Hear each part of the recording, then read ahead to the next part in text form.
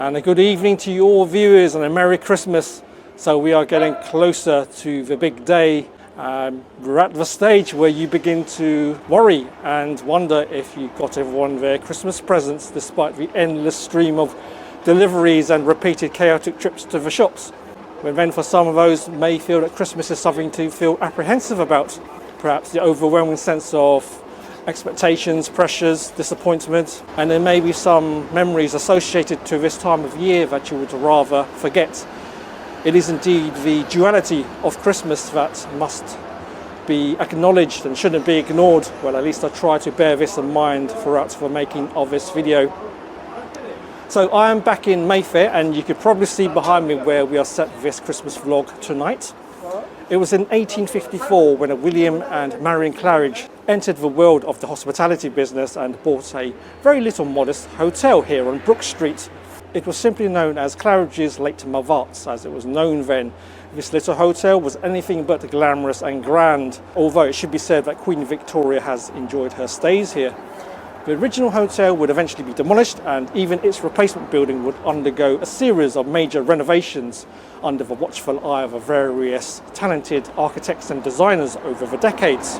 What would culminate would be the grand hotel that we and everyone else recognises it as it is today. But this isn't Walk With Me Tim, and the question isn't how many people you can fit in a shower. No, the question is how well does the Claridge's Christmas dinner stack up? Well, that is why I'm here, and I'm keen to share that all with you. So let's go inside and grab our table.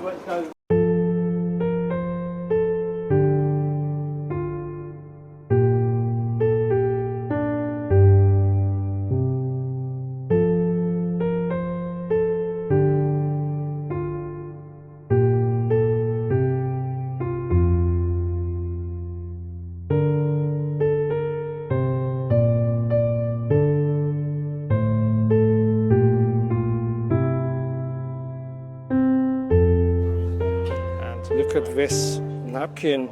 It's a napkin to end all napkins, I'd say. Fantastic. So it's quite tricky one-handed, but yeah. I'll tie it up in a second. And welcome to Claridge's. So I'm in the foyer reading room for this evening's meal. So I'm just going to run through just the festive menu to save on a bit of time. So I'm just going to be picking an option out of all the 4 courses here. And of course I'm going to go for the turkey as it's the done thing. I've got a few minutes, so I'll just quickly flick through the main menu, the main a la carte. So it's quite strange, the colour of this, it's green to my eyes, but on camera it looks a little bit more aqua, turquoise. Yeah. Trick of the lights, I'd say. Yeah, here we go. Right, a quick scan through, just to fulfill curiosity. There you go.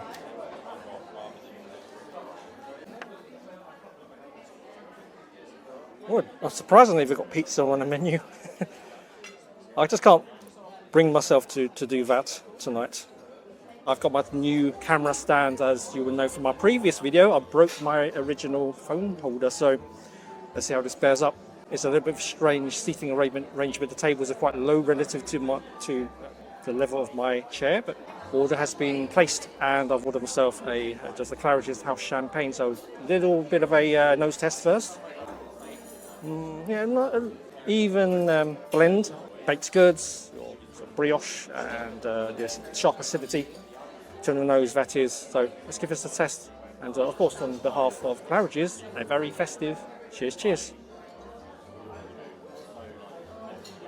So the taste is simply echoes the nose, very sharp, refreshing, very clean on the palate, so this will go well with the starter, I'd say.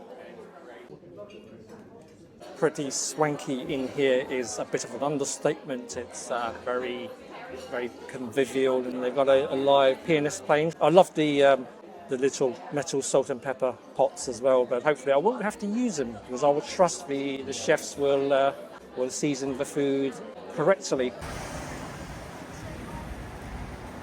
So while I consider myself very lucky and fortunate to be able to vlog in such a splendid landmark hotel such as this, I am to be reminded that I am on my own.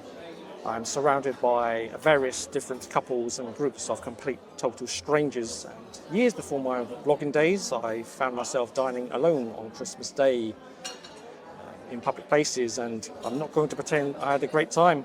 It was a result of circumstances of the period. And to be honest, I feel quite uncomfortable and a touch embarrassed sharing that on this video. But it only goes to show that for any of us, Christmas is indeed like a penny. It can land on either side, whether you like it or not. It is what it is. So for anyone out there watching, if you are feeling down or on your own throughout this Christmas period, then this channel is with you.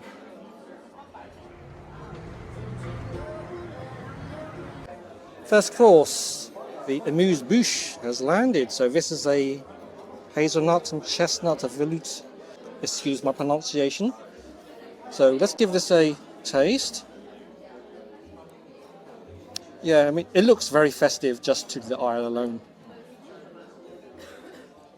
With the weather outside being chilly as it is, this is just the kind of thing you want to get the ball rolling with. You know, very savoury, perfectly seasoned, no salt and pepper needed. Has sufficient enough. Yep, the flavours of the chestnut, it's all there. I'm not going to over describe things, it is exactly what it says on the tin. I feel so conspicuous right now. It's surprisingly intimate for such a grand hotel restaurant, so I didn't think it'd be this, it'd feel this sort of close. There was plenty of space around me, but yeah, I just feel like I'm kind of intruding. Anyway, I'm waffling. Let's try a little bit of the bread.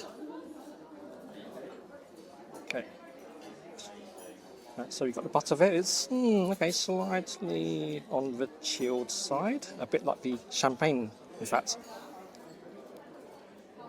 Yeah, it's a bit hard. Oh dear. Right, okay, so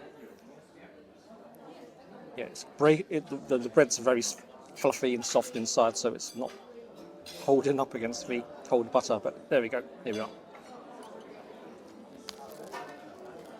The bread is satisfyingly comforting. Very fluffy, lovely, thick slices.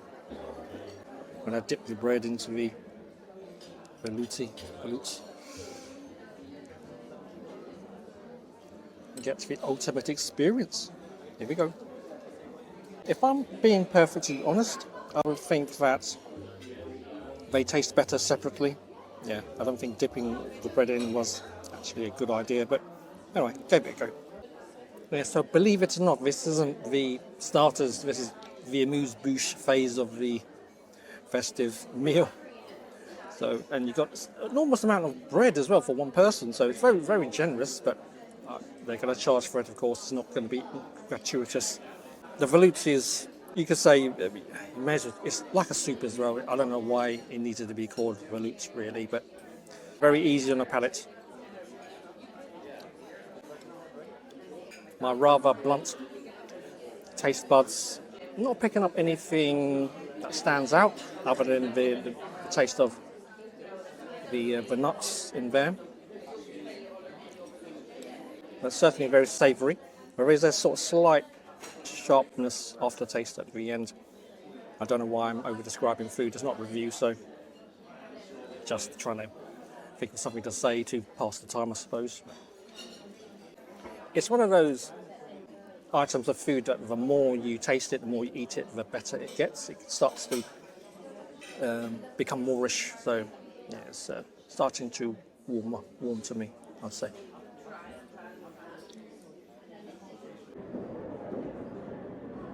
Okay, so my starter has arrived and I've got bread on the left of me, more bread to my right. Here I am, stuck in the middle with you. Okay, so this is the duck terrine, so let me just rearrange it. I'm undermining the chef's presentation efforts here. I believe this is a piece of fruit as well. Is it apricot in there?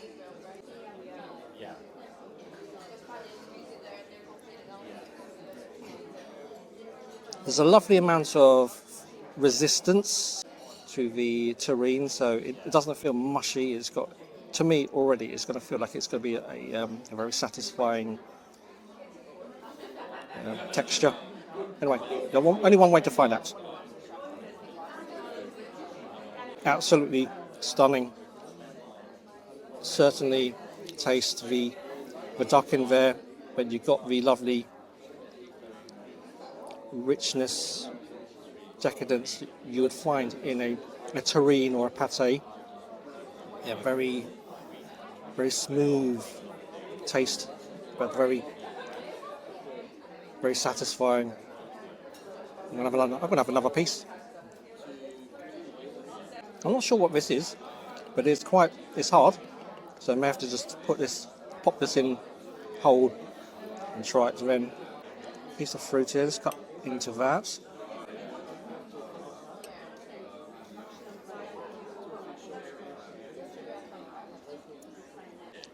Interesting. That one is, the fruit is of course sweet, slightly sharp, but an element of saltiness too. Yeah, I wasn't expecting that, but it works. It counteracts the rich duck terrine so well. Yeah, I'm really enjoying this one. Let's give the terrine a taste with the accompanying slice of bread.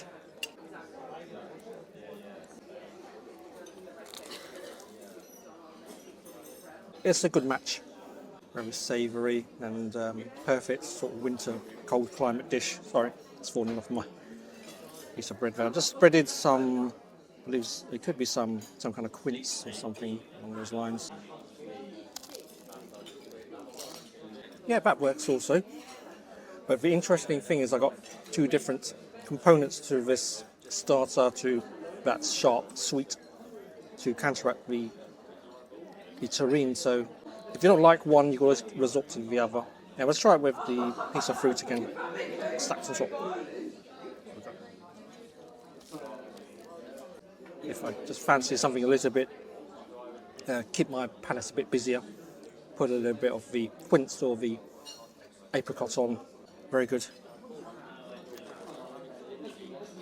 A little bit of palate cleansing. Whatever this is, I'm not going to use a fork. I don't think it'll go through. It'll just ping over to the next table. So yeah, sorry if it's going to look a bit barbaric. But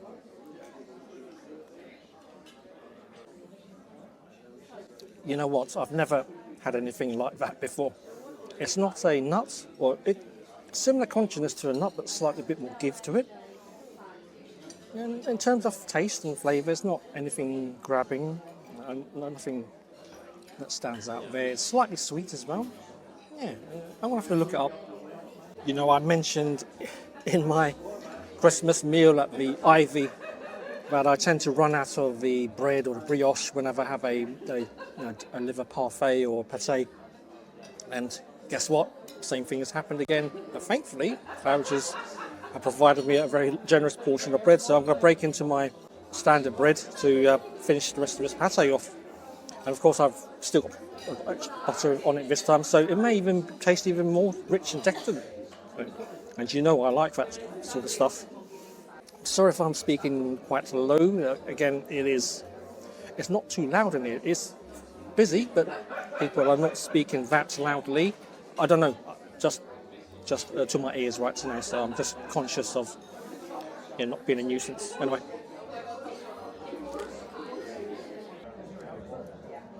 Wow, that was some starter. So while we're waiting for the Christmas turkey to arrive, I just thought I'd just show you something.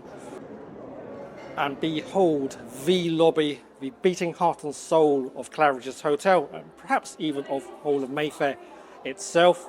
So it's denoted by its Art Deco inspired architecture and polished checkered flooring, which remains very prominent to this day. Other luxury hotels of the era have indeed been stripped and gutted out of their original character and personality, but I think for me that Claridge's has shown to be resilient and has avoided the ever-changing fads and trends that have come and gone over the years. And will you just check out this Christmas tree? Absolutely spectacular. So to further flex the social significance of this hotel lobby, Claridge's are famed to showcase a brand new and impressive Christmas tree each and every year for the public to enjoy. Nothing quite hits Christmas quite as hard as a Claridge's Christmas tree, it would seem. And there is another iconic feature of the hotel lobby, and that is the grand sweeping staircase.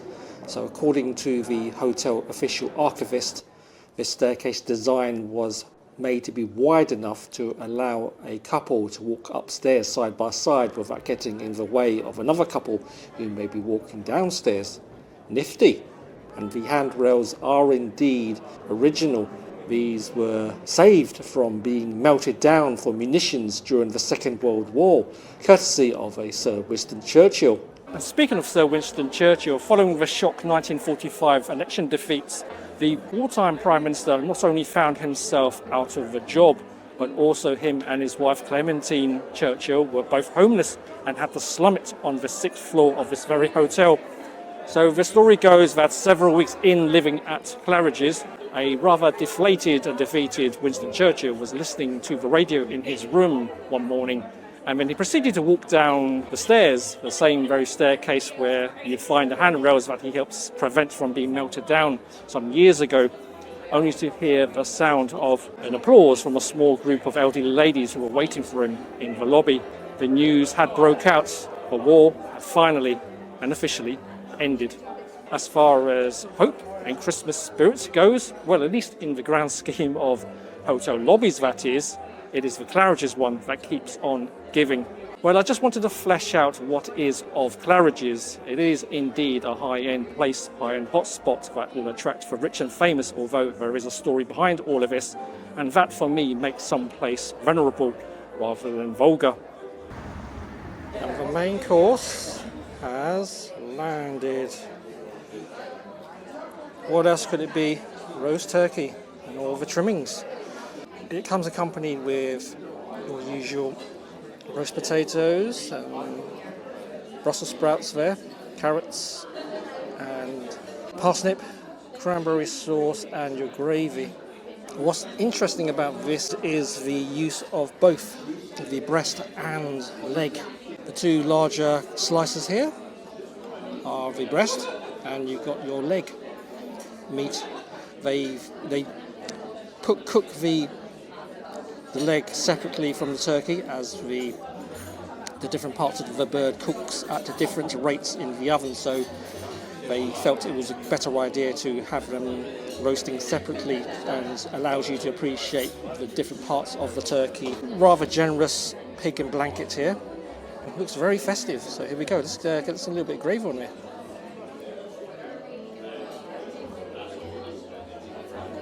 Not too much, don't want to drown it, I want to taste the turkey itself. Okay, let's start off with the breast. Ooh, it's very tender. Yeah, certainly not dry, that's an excellent start. Wow, that turkey is something else. You could taste the butter permeated into the meat, and it's just so succulent. It doesn't even need gravy. Oh, okay, I exaggerate. A little bit of gravy will zhuzh it up, but it's such a well executed turkey. Absolutely stunning. The main turkey meat and the butter, there is something else as well. It's almost like you could taste what the turkey was fed on. Sort of very slightly earthy flavour to follow. Okay, let's try the leg. Yeah. Darker meat, of course. They've wrapped the turkey leg meat around the stuffing. You can see there if I just uncover the gravy. So I think your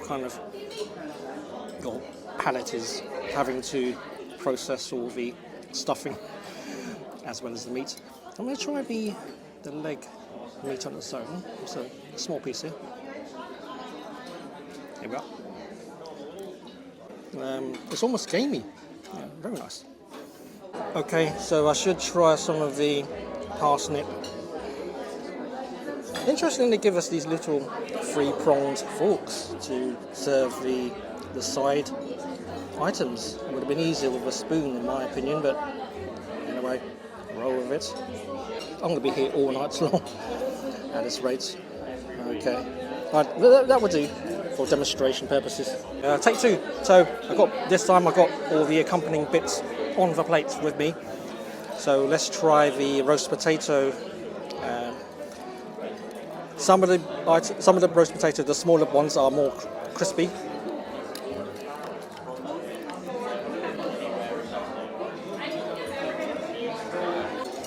That is a lot better, much more crunch. You can taste a little bit more of the duck fat as well. They don't roast the potatoes in complete duck or goose fat. They roast it in vegetable oil and then they put the duck fat on top later as a form of seasoning. Have another piece. Okay, let's try the Brussels sprout. The sprouts are bitter, slightly sweet. This is more of your quintessential, no surprises with this one. The carrots, I've noticed quite firm in the middle, so not overcooked. Excellent quality carrot there. There's something more to it. It's a little bit. It's almost the way how it's been grown. It's got a lot more flavour and personality going on there. Yeah, I like that. Okay, parsnip time.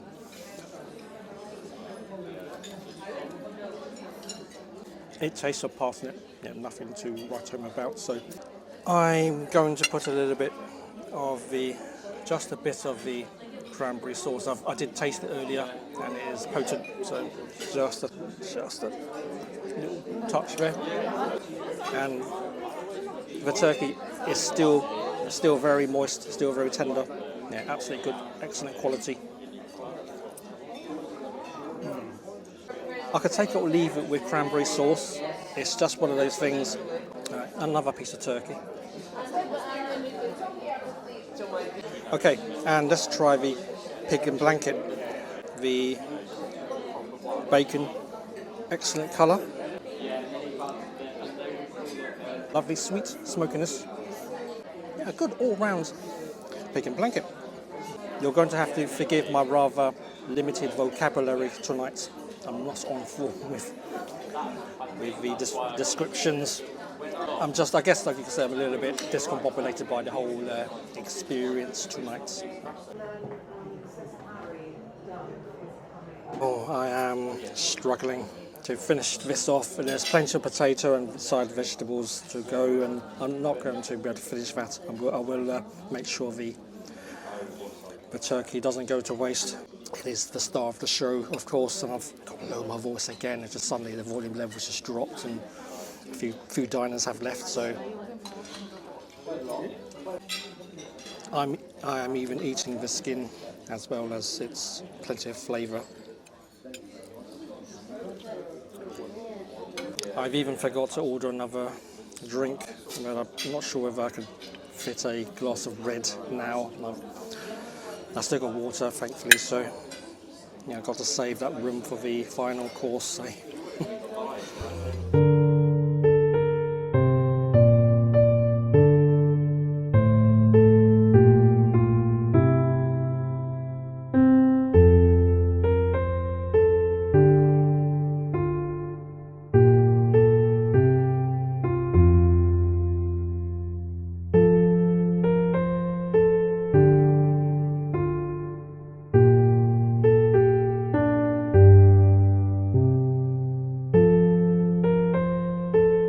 That's lovely, thank you.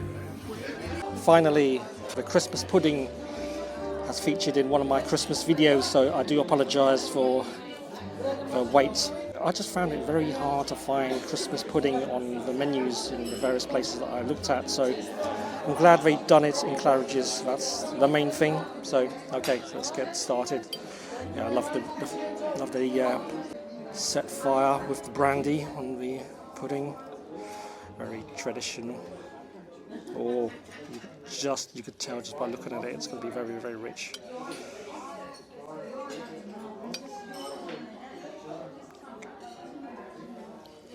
It's very exceptionally boozy. That's a good thing I didn't order another glass of wine. Huh? The brandy is quite dominant in this flavour of Christmas pudding, but you won't forget it, that's for sure. My apologies, it wasn't custard, it's just the colour of the brandy again, giving it that yellow colouring. I'm not on form tonight, not my best food insight or food experience, but it's one that I won't forget, I don't think. I want to put a little bit more cream in. I think we need to balance out that booze. Some more pudding. Oh, that's much better. Much more balanced. Winter comforts. All the sweetness from the dried fruits and the deramera, brown sugar.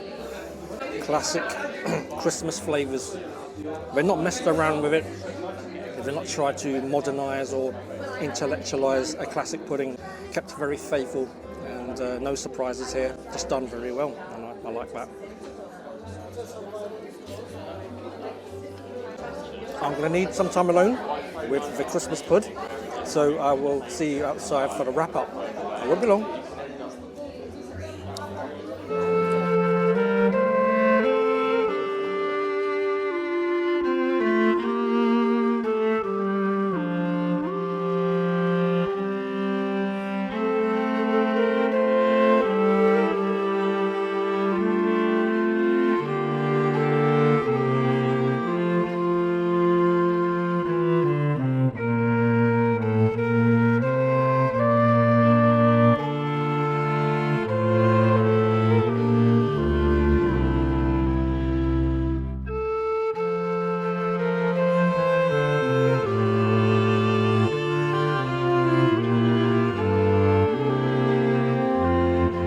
Well, that was the Claridge's Christmas dining experience, and I hope I did that one justice.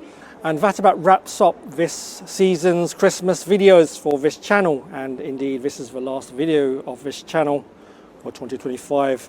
So I must admit that was a tricky and almost uncomfortable one to video. Christmas, while indeed it does bring joy, it also carries sadness for some. And I tried to acknowledge both aspects throughout filming this video. And I don't mean to come across the wrong way here, but just a gentle reminder to some of you, including me that is to do your best to be there for those around you. Don't be the one that is waiting around for good things to happen. Be the one to go out and make things happen for someone that you care about. Do it before it may be too late. Anyway, if you're still watching, thank you. Thank you so much. It's been an absolute incredible year. I started out in January with absolutely zero experience, and here I am speaking to you on a camera in late December. So thanks again for all you viewers for keeping this channel ticking. Okay, so I'm going to wish you all a Merry Christmas, and I will see you all in the new year. So you all take care now.